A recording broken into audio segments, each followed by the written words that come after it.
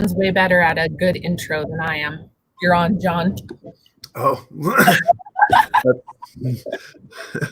Hey, everybody. Welcome to the show. We're glad you're here. Thanks for everybody. Actually, no one's on yet, so we'll see everyone in just a minute. But today we've got David Brown and Mount joining us. This is exciting. Mandy, of course. And this is a good time to introduce our good friend David and to ask him where he's from and learn more about him. Yeah, so I'm from Salt Lake City, born and raised, and I've been a real estate developer and general contractor for the last 20 years, and now I'm in the CBD industry. It's totally crazy. What brought you into the industry? How'd you get in from building and real estate to CBD? I had a personal experience. My sister-in-law was diagnosed with cancer, and the last 6 months of her life, things dramatically changed. The quality of life was just so much better. And I found out at her funeral that my brother had gone to Colorado and bought a bunch of different products and cannabis products, and it was like a week, and she was off of her nausea medication, and a month later she was off of 8 other medications. And I just said at that time, this is something that I think is going to change the world, and I want to be part of it. I think it's cool. So, wow, love that's these. amazing. So, what is it that you're doing right now in the CBD space, David? So we have an extraction facility. We're extracting CBD oil from hemp, and we use CO2 extraction. We think that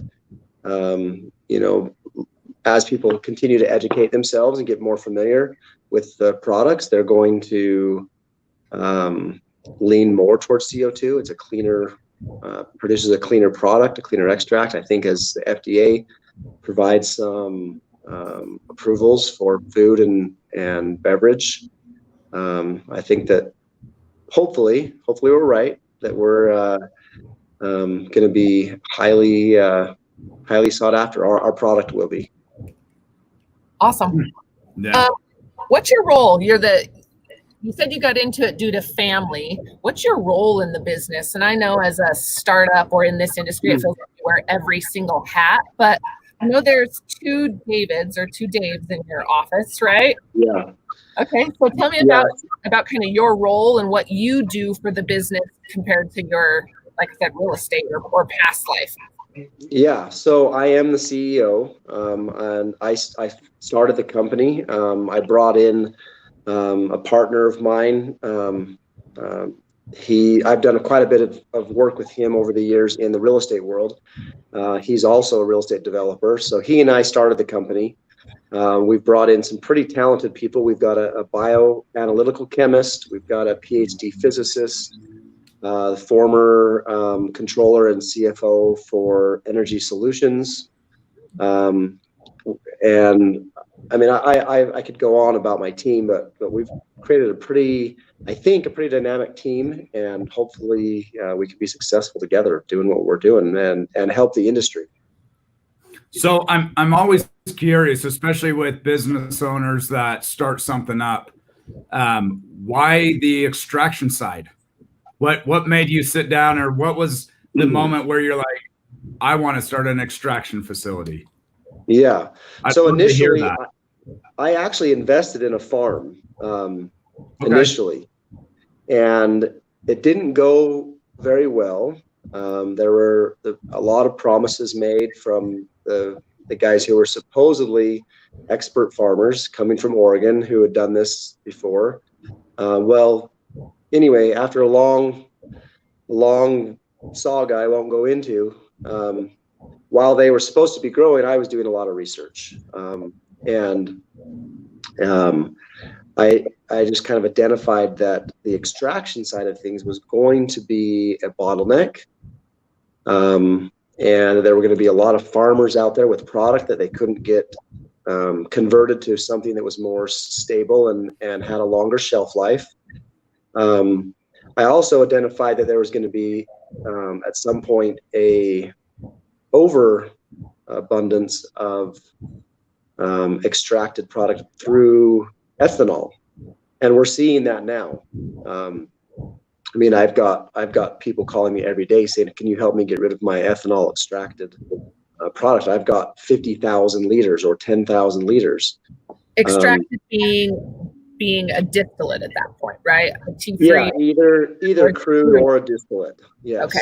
And in some cases, an isolate. And now, once it's broken down to an isolate, what's the difference if it's an isolate versus that's extracted with CO2 versus?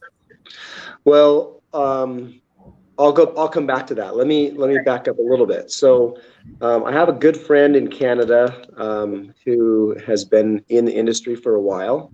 I reached out to him, and he kind of put me on to a totally different path.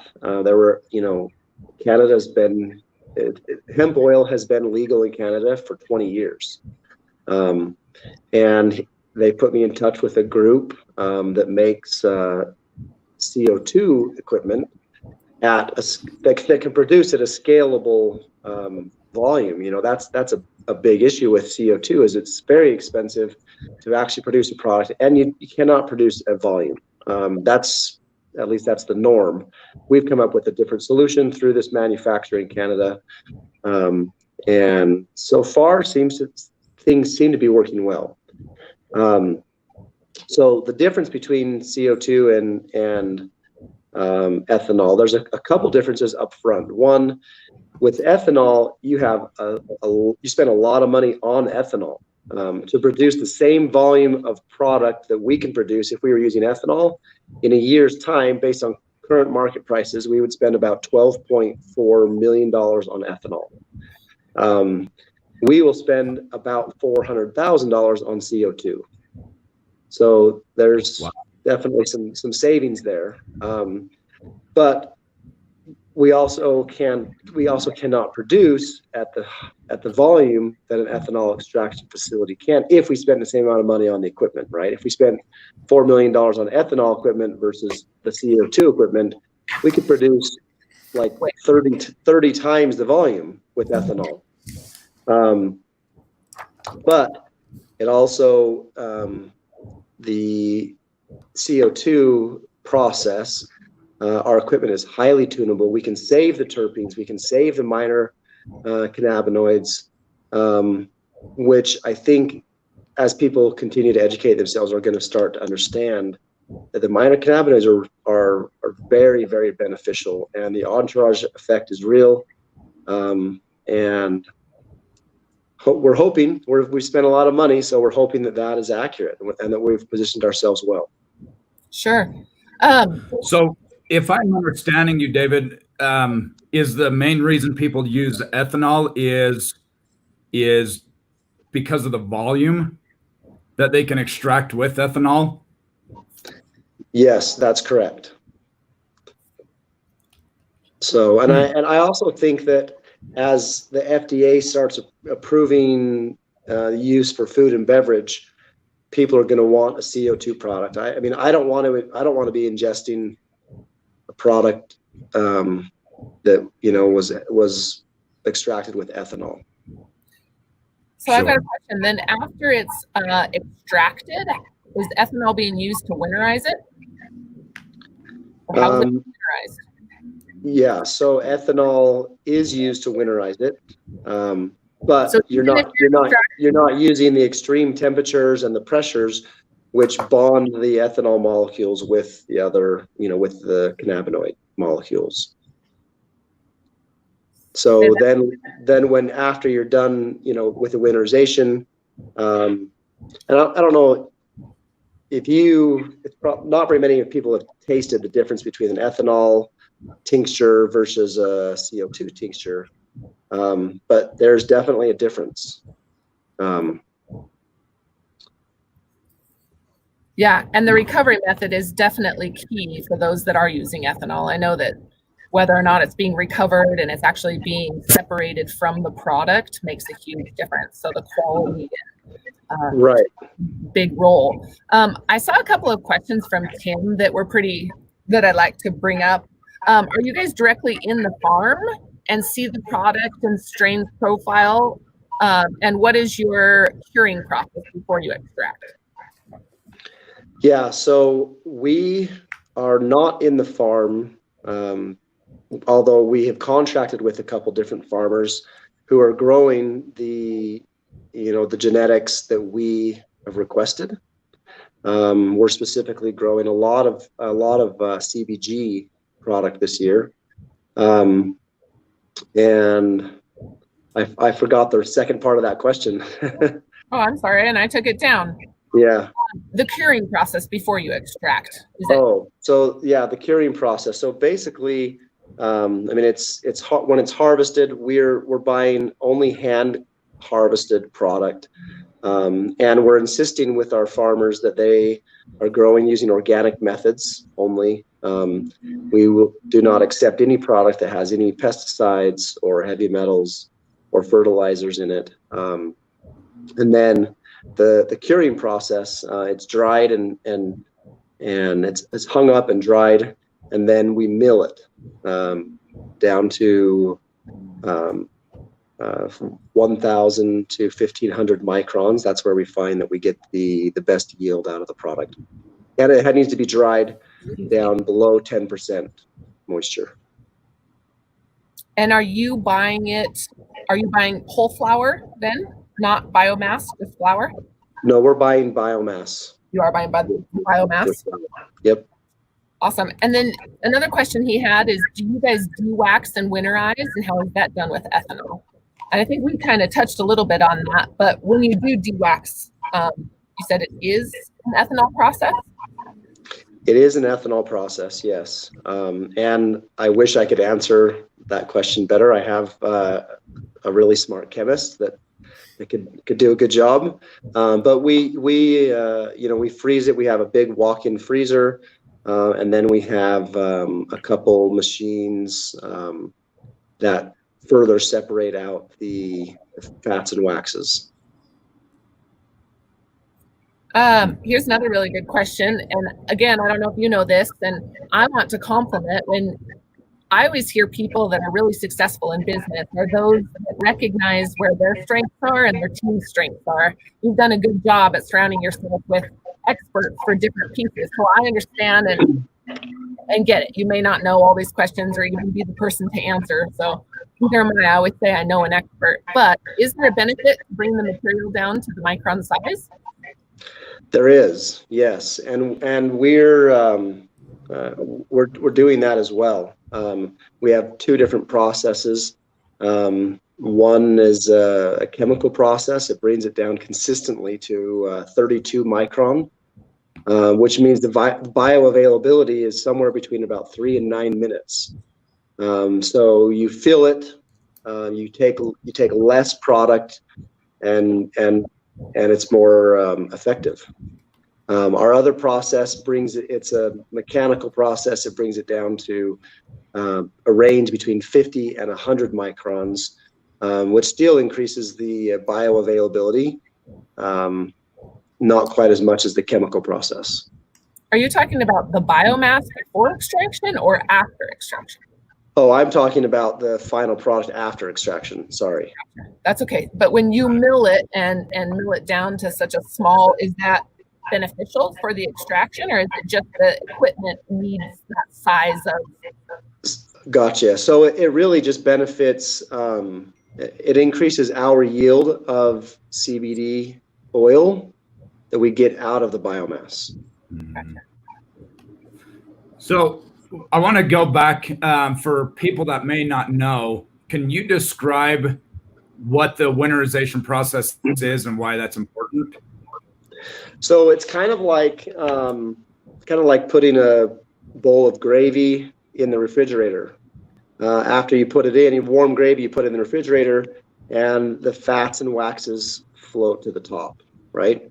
It's essentially the same basic process, and just gives you a more pure product, eliminating the fats and waxes. That makes sense. So winterization is actually the separation of the oil or the CBD and cannabinoids from the wax and the lipids, and they'll flash freeze it or use ethanol to bind or a solution to bind to the fats and lipids that actually then, when it freezes, separates, like you said, almost like dairy or milk. After you milk a cow, the way that you're pulling the fats off is similar to the way that oils are pulled off of the cannabinoids. Yeah, that makes sense. So let's pull up this comment from Tim, if you would, Mandy.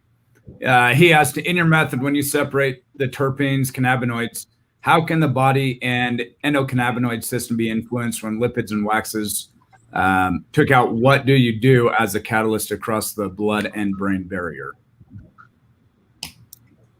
Do you have a comment on that? That was a little bit of a run on comments, but a few different thoughts in there we could break down. I've heard some conversations around my office between our biochemist and some of my other guys, but I would be guessing if I answered that. That's probably not for me. Well, and maybe that's an opportunity for us to involve them sometime. I would love to do a panel discussion and discuss with some of the scientists, right? It's very different when I go to different experiences or events. And if I'm at an event, say a white label CBD event versus a very scientific event, I get completely different, a different amount of knowledge, right? And the verbiage or the terms at which are used to sell the product may not even match what the actual science is in this industry. So I think that there's a lot of value, Dave, and I would love to invite them sometime to really talk about some of these questions, either on the ingredient side and or the product side that you're producing and for consumers. Yeah, I think that'd be great, and I'd love to set that up. Sean has a question here. Where's your facility located? We're in Sandy, Utah. Just right off of 90th South and I-15. Oh, okay. So I know a little bit about kind of where you guys are in your facility. If somebody's looking to get in touch with you, how do they do that? And who are you specifically looking to get in touch with? Is it farmers looking to extract? Is it distributors? Where are you kind of in this supply chain of business, and how can we benefit you? Yeah, so we are looking for good farmers, specifically farmers that are growing, like I said, using organic methods. We're also looking for brands and manufacturers. If you are associated with a brand or you're a manufacturer and you want to buy a CO2 product that you can get consistently, at a consistent volume and quality, that's what we're doing. So those are the people that we're looking for. There's a lot of people getting in the industry, and we hear a lot of talk about different companies being vertically integrated and how important that is. And I don't know how important that really is. We'll see. We have decided to take the farming and leave that out of our business model, and focus on just a narrow focus of producing the best cannabinoids that we can. That's our goal. We believe that different brands and their customers are going to start or continue their education process. And as we do that, more and more times, people are going to understand that minor cannabinoids really are important.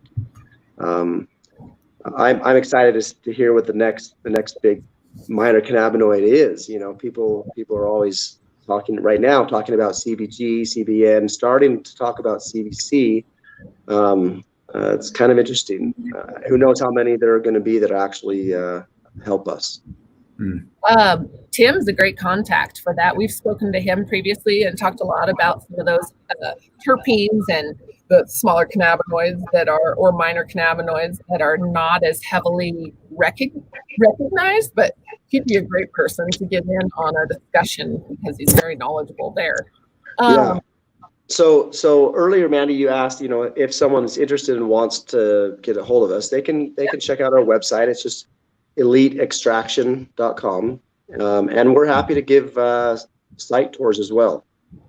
So, fun. Awesome. Nice. I did share your email and your contact information just from your business card. So if people do need to reach out to you, feel free to reach out or shoot them an email. And of course, I would love to join as well. I love walking through the facility. It's been fascinating watching it come together.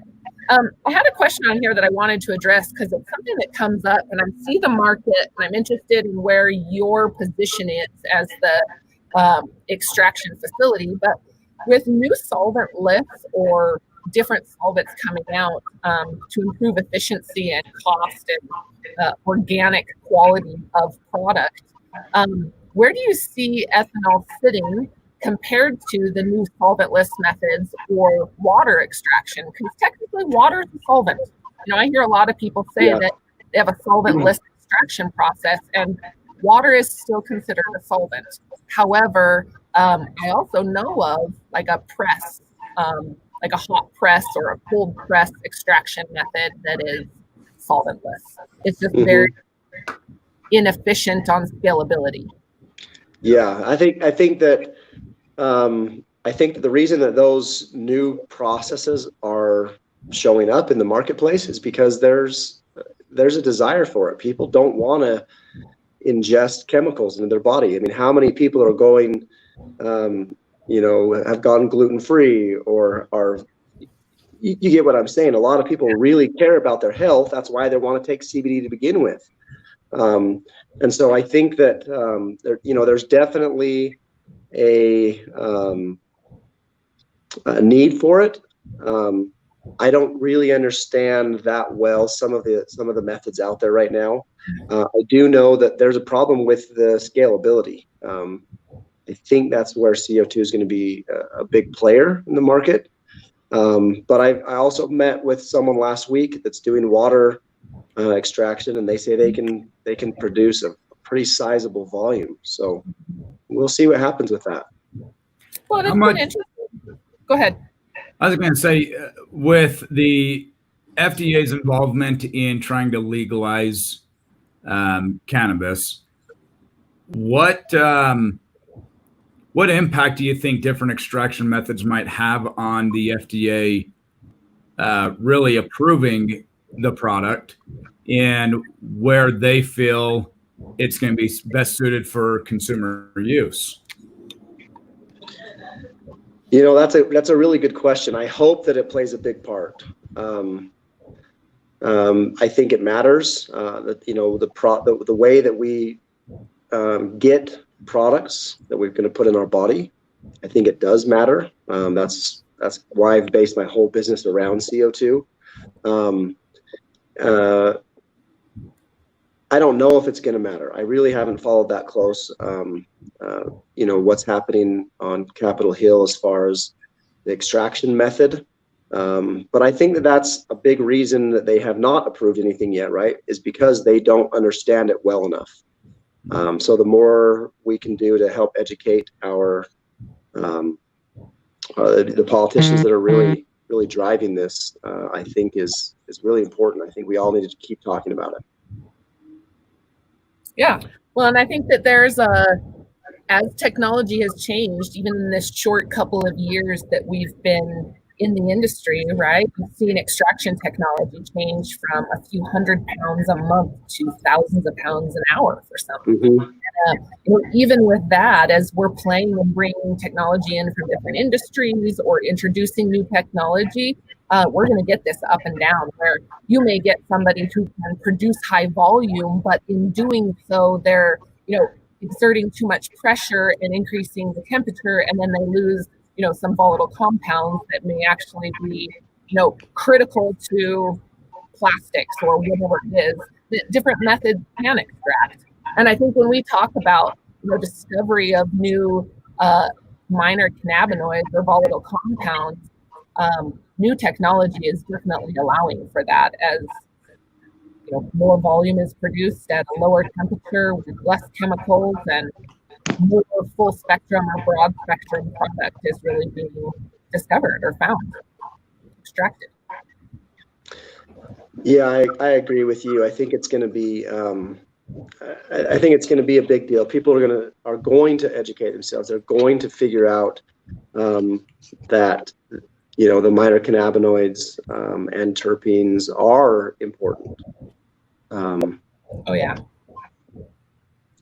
Well, and I think that as that opens up, right, we've seen that when CBD, and I wanted to address this, the buyer's market may not necessarily match the end market long term, right? I mean, the buyer's market, for companies to put a full spectrum or a broad spectrum product, I guess full spectrum product or CBD profile in their product, puts risk on that business for somebody else testing positive. So right now, what I've seen, and correct me if I'm wrong, is the consumer's market is heavily after, or some of the manufacturers of products are heavily after the isolate, because it's that one cannabinoid they know works, that's safe, that less risk is out there for them as a manufacturer or a producer of product.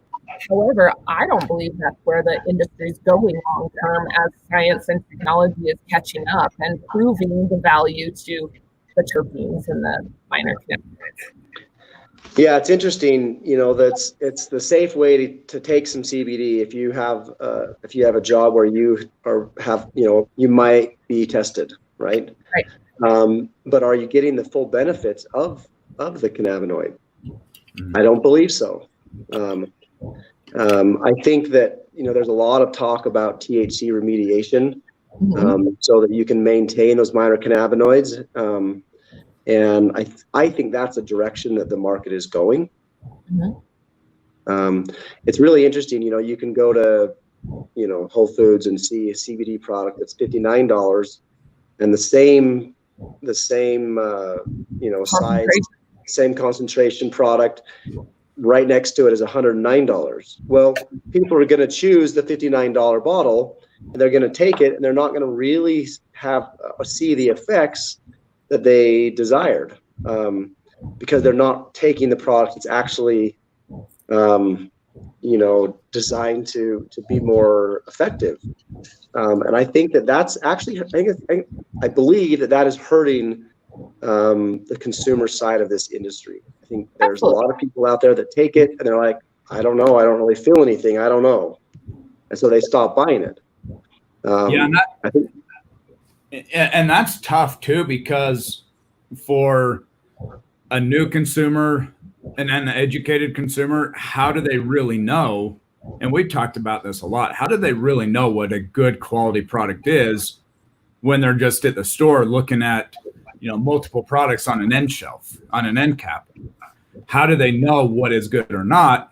And yeah, we've talked about having like a QR code on the packaging so that they could look it up. But again, if you're uneducated, does that really do anything for you? Because if you don't know what you're looking for or how to know if something's going to benefit you or not, it's just a guessing game. And so consumers are always going to go for the cheaper option than an expensive one, because they don't want to risk that money if nothing's going to happen. But at the same time, as we know, people that have used product, or we know quality when we see it, we also know that sometimes when you pay that extra bit, or what to look for, you can make a better educated decision when you're at the store trying to shop. And I go back to, I was in Colorado a couple weeks ago, stopped at a gas station to fuel up and get a drink and snacks. And my brother had asked me, hey, would you recommend I try and get some of the CD product that they had on the counter? It was like $9. And just off of the price alone, I could stay away from it. That it's not good because of the price, so it's educating the consumer base. And like you were saying, David, when people use a low quality product, they're not going to feel any effects. They're not going to realize any of those health benefits. So then they're going to say, this doesn't work, I'm moving on. And then they're going to tell everybody else, yeah, I tried that. It doesn't live up to the hype this is all just propaganda trying to get the cannabis industry at play, right? And Yeah. so that's a real challenge, I believe, in the future is, and we talk about this all the time, the education, but it comes down to the education of the consumers, and also how do we improve the quality of products that are on the shelf and get rid of the garbage ones that are so prominent on shelves all over the place, right? And and I think that's why, we need the regulations. I think that will help a ton. Being here in Utah, Utah is like the epicenter of multi-level marketing and nutraceuticals, and there's so many products that are unregulated. But I'm fighting for regulation. I think that we need regulation. If we're going to be putting this stuff in our food, I saw something the other day that they were talking about putting CBD in Captain Crunch. It was just a joke, but who knows? That could be where things are going. We definitely need the regulation. We need the education. I hear, being in the industry and having people come through the facility, I hear amazing stories similar to mine, where people have seen the effects firsthand. They're no longer dealing with pain and inflammation or sleep issues that they've dealt with for years and years and years. But I wonder how many people have taken a bad product and said, this is a snake oil. This isn't what I thought it was going to be. And that's a problem. It hurts the industry. Well, and how many people are selling it that way?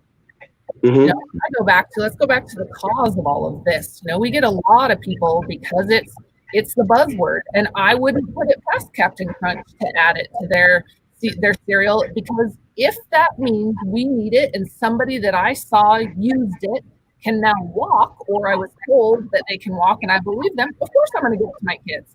So yeah. It's kind of this marketing play back on, what is it what terpenes or cannabinoid profile is actually needed to treat different things. And, with Utah being such a dominant play in the manufacturing space, we've spoken to Shane previously about this and the value of the terpenes. And that's why the essential oils work, right? Is because the terpenes that are added to them. And I think it's the same way with our product, is understanding what you're looking for on a big spectrum. I wanted to now, and I don't know who the comment is coming from. I can't see it, but it's interesting how the market for cannabis is starting to go to specific growers and extractors, perhaps going towards consumer growing and extracting at home. I'm interested in this because I think there's a huge market for both, right? I think that the boutique manufacturers or producers of product, it's similar to a honey, or I see it being similar to a honey or a wine. And Justin made a comment, and I'll share it in just a minute too. But I think that there is a market for both. And I think that there are, the big scale and the boutique businesses that carry different weight. What's your opinion there on where people are going for, as far as like farmers and consumers to buying products? Yeah, I think that there's definitely going to be a lot of people that are growing like they're growing cannabis. They're going to be growing hemp strains as well with high CBD or CBG or other minor cannabinoids. I met a guy a couple of weeks ago that did a extraction in a 5-gallon bucket himself in his garage. That's going to happen for sure. People are going to be interested in doing that for lots of reasons, because they like it. They like it as a hobby. Maybe because they just like to have a product that they know it's a good product, and they don't want to put things in their body that are, that could potentially cause harm. There's been lots of products that have been pulled off the shelves because they've had, bad products, bad chemicals, bad manufacturing practices, whatever it is. So there's definitely going to be some people that do that, and I think it's pretty interesting. I like the whole boutique aspect in the industry, And I think that a lot of innovation comes from that as well, because they're trying new things all the time. So I like it. I think it's cool. Yeah, and my only addition to that thought too, Mandy, is I agree. There's going to be a lot of people that want to try and grow it, experiment, and which is good because that will produce a lot of new technologies. Mm-hmm. It'll produce new strains, possibly produce new products on the market. But at the same time, I look at it this way: how many of us have a garden? But how many of us still buy our produce at the grocery store? I mean, my wife just hit me up just not long ago, like, why do we have a garden when we don't eat everything out of it and just goes to waste? And sometimes you just forget it's there, and you just go, when you're shopping, you just go through the produce aisle and get what you need, right? And so you're still going to have both. I don't think it'll ever get to a point where it's all homegrown, but certainly you're going to have those hobbyists, just like you have gardeners that feel like there isn't a product that could go on a shelf that is going to be as healthy and pure as what they can grow at home. You know, those are the purists, and they're always going to be there. But then there's the people like me that like to think I'm a gardener, but I still buy my produce at the store, right? Yeah. So I'm with you, Ryan. I go to the store as well. Yeah.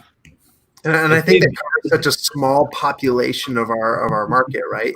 So many. I mean, if you think about the people who grow their own garden versus the people who go actually shopping, it's such a minimal grouping. And I know that it was a few months ago or a few weeks ago on the show, we actually had a discussion about at-home growing and how that's the way we should go. That's where we should push people to go. But at the same time, I think it's going to encompass such a small fraction of our industry. And I think what you have to say, David, is so true, that there's some need for valuable regulation. There's some valuable need for absolute focus on a viable solution for everybody, rather than just letting companies dump it in their Cheerios or whatever. I think it's fascinating.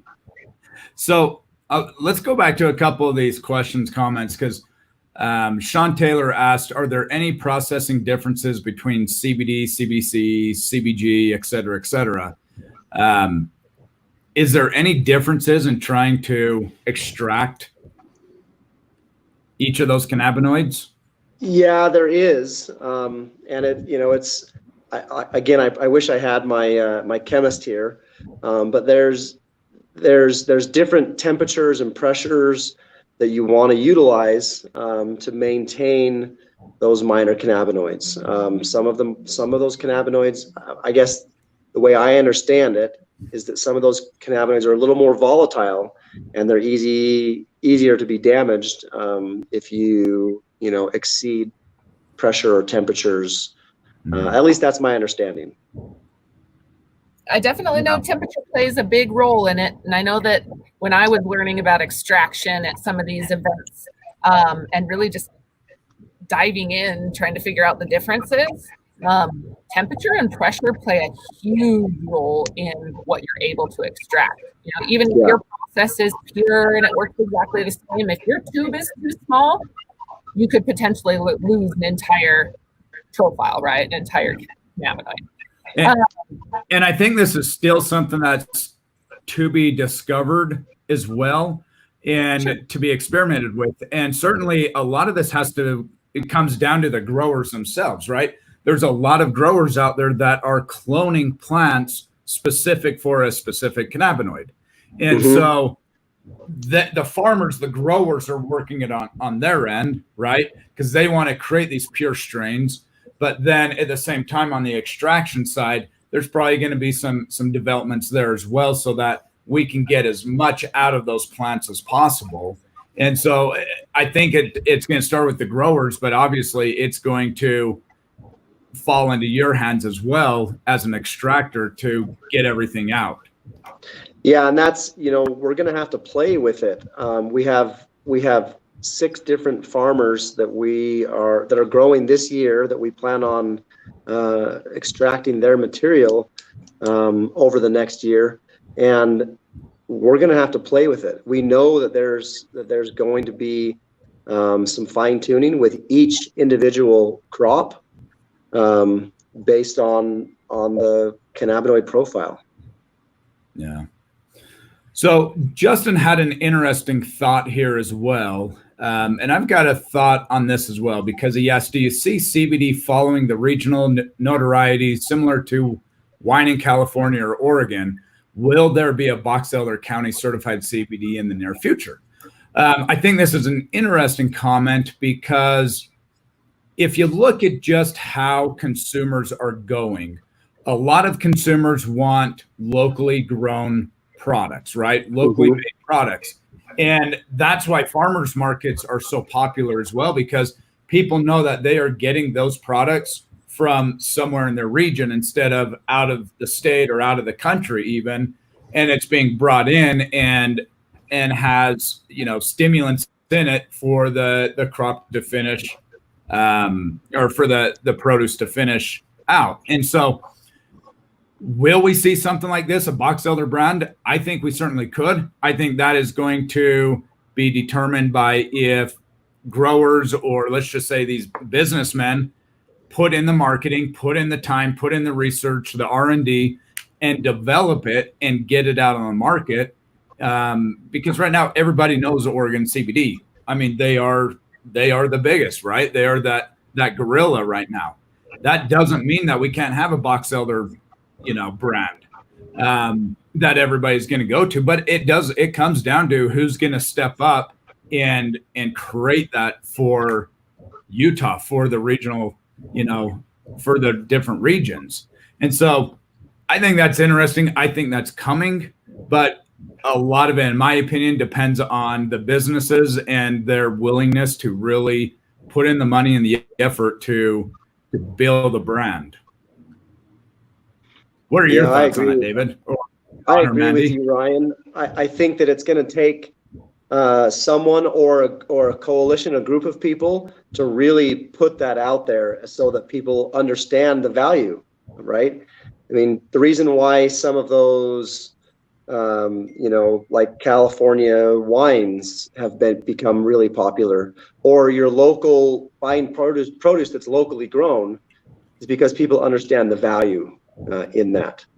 It's like buying local honey, right? Local honey helps you with allergies. Yep. Good point. So I think it's something that needs to be talked about. There needs to be more awareness. I would love to produce a product that supports, Utah farmers, Utah brands. That's one of our goals. We're specifically, I told you guys earlier that we're using 6 different farmers. 4 of the 6 are Utah farmers. We believe in it. Well, and I think this just goes to show there really is that market for the boutique business and the large scale business. It's what are you looking to get into and where do you want to take your business? Rob had quite a few questions. If I bring this up, it might hide their face. So I didn't yet, but I'd love to hear your opinion on this. Dave, what are your thoughts on margins being so low across the board for both raw material and strategy for selling and manufacturing it illegally? That's an interesting question for sure. I'll break it up because I'm curious. Yeah. So at one point I had identified, at least believed that there was going to be, that extraction was going to be the bottleneck in the industry, based on all the current forecasts of growth and consumer consumption. And I think that that would have held true had there not been so many things that come out in the market saying, holy cow, my mom tested positive for THC and she lost her job, right? There's been a bunch of things that have come out that have made the consumer a little wary of taking product and buying CBD. And I think that that's a big part of why there's so much product on the market right now, meaning wholesale product. There's a lot of crude, there's a lot of distillate and isolate on the market. That's driven the prices down. It's definitely a supply and demand issue it's very real. I believe there's a huge influx of product because our consumer supply chain was pretty much chopped off or put on hold when the FDA said we cannot add it to products, right? Even at CBD or an isolate. And so, we created this mass amount of product to put it out on the market because we had this supply chain. And as soon as that came down and large companies like Kellogg's or Pepsi or some of these big organizations said, oh, wait, we can no longer move forward with adding this ingredient to our product. Now we have this big amount of surplus of product. However, I still think price margins as this grows to be a commodity are going to be so small. And as technology picks up and you get new technology or large volumes being produced, I'm interested what really happens even as the end consumer opportunity does open up. Yeah, it's interesting. I think anyone in the industry knew that this product was going to commoditize. We all knew that. We just had no idea it was going to happen so soon. And I think, like you're saying, Mandy, a lot of the the regulations, or the lack of regulation, so that we can put it in food and beverage, has been a big part of that. I also think we've lost some consumer confidence, as I mentioned earlier. Yeah. Absolutely. Yeah. Well, I think that there's it by not having regulations, like you said, or even support for our farmers, it's kept people from getting in, and those that did get in and lost are now out. And now we've kind of lost this part of the population that we may have previously had. I'm going to go back to Rob's question. Are you only focusing or going to focus on full spectrum oil based off of your CO2 extraction capabilities, or are you looking at other future or further processing such as water soluble salt, isolate, meltate, and non-direct products to help bring more of a broad spectrum raw materials? Yeah, so initially we are focusing on full spectrum. However, we have it in our timeline to add additional equipment on so that we can focus on broad spectrum and produce isolates as well. And we're also really focused on nano emulsification as well. Okay. I think that more and more, when we talk a lot about how much of the product you actually consume, depending on how we consume it, and it's kind of baffling to me, with drugs in the pharmaceutical industry, there are different things you can do that make the concentration or the actual consumption 40 times what it would be if we just put a drop under our tongue, right? And so as those develop and it really is studied more, I'm curious, because a kilo of isolate puts a lot of product out there.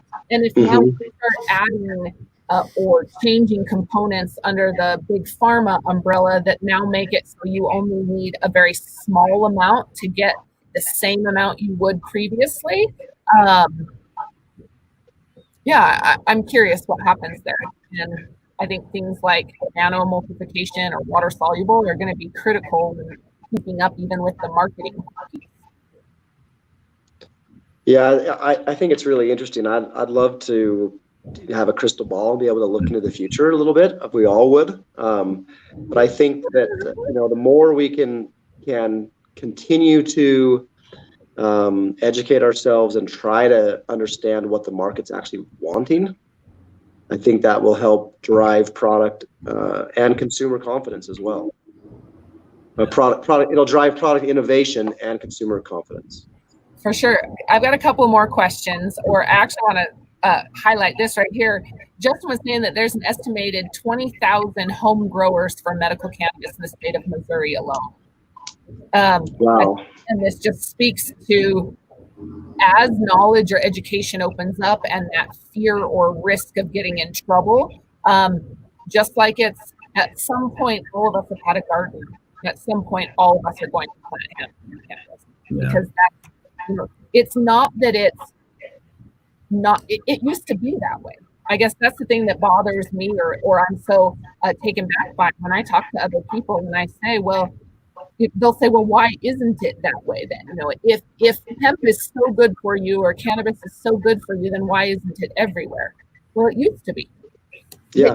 We are bringing it back. It's not like we're reintroducing a brand new industry. This industry was here previously.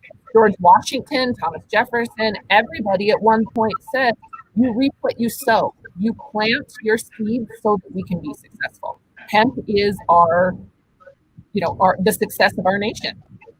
So yeah, it's been interesting. Another question, is the yield different per pound on biomass between different cannabinoids? And I would assume product in is product out. You have a high cannabinoid CBG or a spike of CBG compared to CBN, your extracted material would, I hope, match your input. Yeah, theoretically, you know, you're trying to capture all of the cannabinoids you can, right?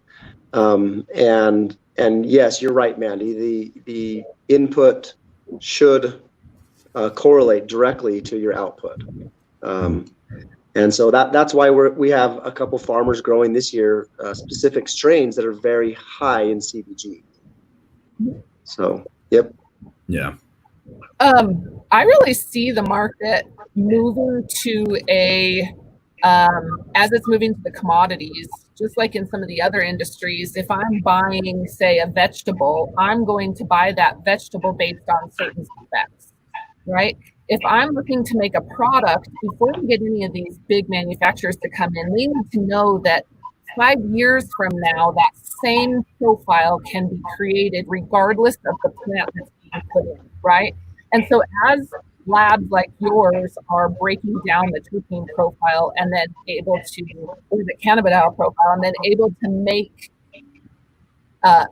specific specs, it'll be interesting to see how the market evolves, because from one, you know, say corner of the same farm or the same genetics grown on different, you know, locations in the country, you get different profiles.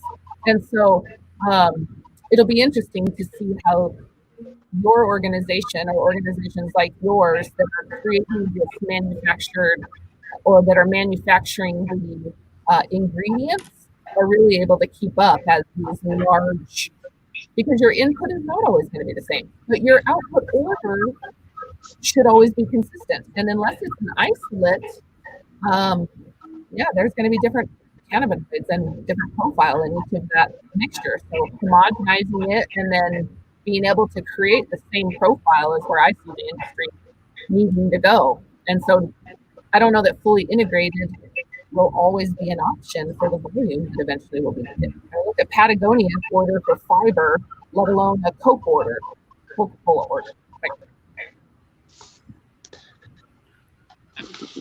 Yeah, I think you're right. You know, I think that it will be really interesting to see how things evolve. You know, hopefully, if we have the same farmer growing with the same genetics and using the same methods, hopefully we can end up with a similar product year after year, so that we can generate a product that is consistent for some of these bigger, you know, long-term contracts. But that's, I think, still yet to be seen.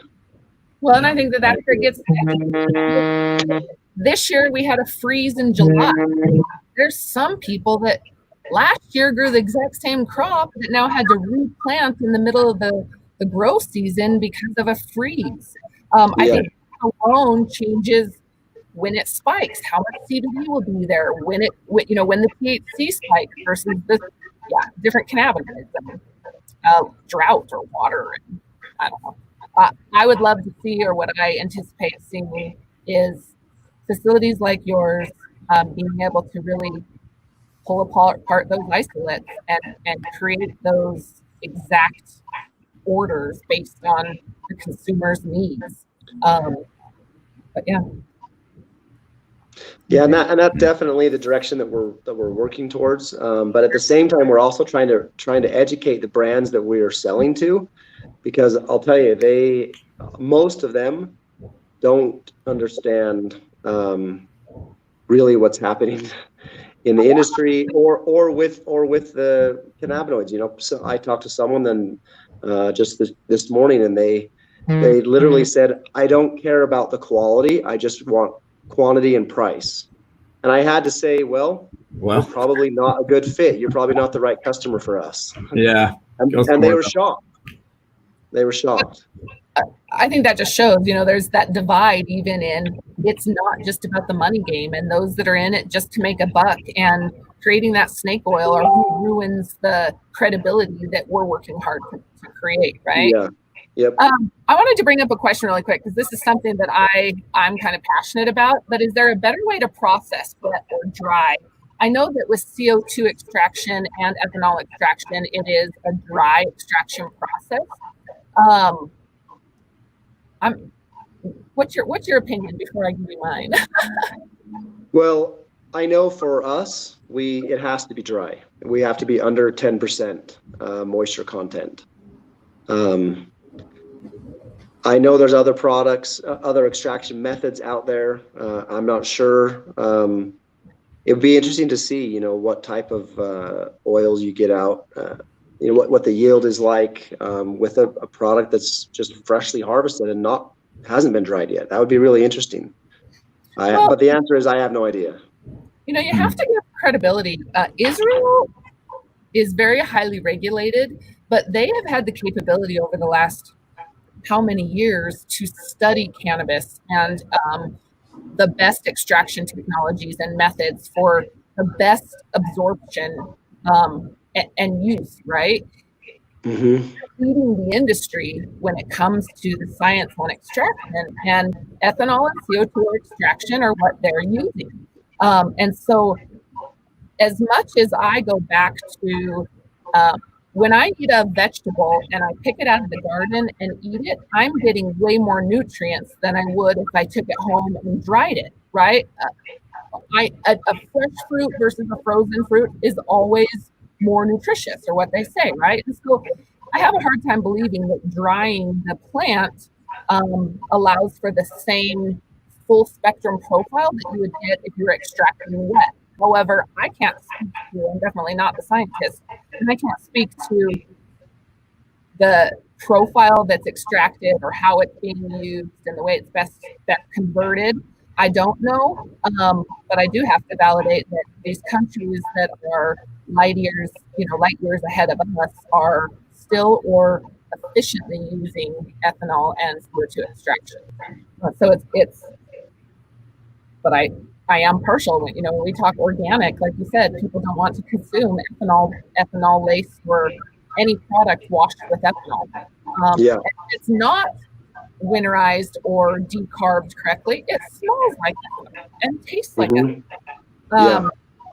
So I think that there's definitely some argument on both sides. It's just a matter of what are you using it for, and is ethanol and CO2 extraction a better method for health and wellness versus a water extraction that may be better for plastics and biofuels? I don't know, but I think that each industry is going to have a very unique technology based on the profile they're looking for, right? Yeah. Yep. Yeah. And one last question before we finish up this hour is Steve Rudd asked, what percentage of CBD and biomass are you looking for with your extraction methods? Yeah, we've set a limit of 8% as our bottom end. So anything over 8% works great. The higher, the better. Obviously, one of the major issues is that as CBD levels go up, so does THC. And in order to be compliant, you've got to be below that 0.3%. So sure. The whole thing with, there's a lot of farmers doing, you do the tests pre-harvest and you're safe, you're below 0.3%, but then you're not harvesting for 30 days and then you're above 0.3%. And is that legal to ship? Is it legal to ship across state lines? There's a lot of conversation around that. We could probably spend an hour talking just about the transportation. But that's what we're looking for. Anything, in that 8 to 11% range is what we're finding. And that's what we're looking for. Yeah. It definitely puts a lot of things to a lot of things to come for sure. A lot of things that we're going to be discovering and learning as time goes on. Yep. Well, David, thank you very much for joining us today. I know that we're right at the top of 11 o'clock, and I'd hate to, or I guess past 11 o'clock, I hate to keep you any longer, but I'd love to reach out, and anybody else that needs any assistance, or I guess has any questions, don't hesitate to reach out to Dave. David, if you have any questions, don't hesitate to lean on us as well. If there's anything that we can do, we're definitely eager. I'll send you the calendar invite again for our next meeting as well, because I'd love to have you involved there. Okay, that sounds good. I'm happy to be a part of the group. Awesome. Well, thank you very, very much, you guys. Well, we'll be in touch, and I'll anything else, Ryan, John, before we sign off? I'd love to reach out, and anybody else that needs any assistance, or I guess has any questions, don't hesitate to reach out to Dave. I'm good. Perfect. Yep. No, we're good. Thank you again for your time. We appreciate it. Thanks everybody for all the comments too. A lot of good questions and comments today. And I'd be happy to have our chemist on another call as well, so we can get a little deeper into the science. That'd be awesome. I would love that. Let's set that up. You're gonna let me know what day works best. We're about 3 weeks out, so maybe middle of August would be awesome. Sounds good. Cool. Thanks everyone. Thanks, David. Yep, have a good day. Thank you, guys.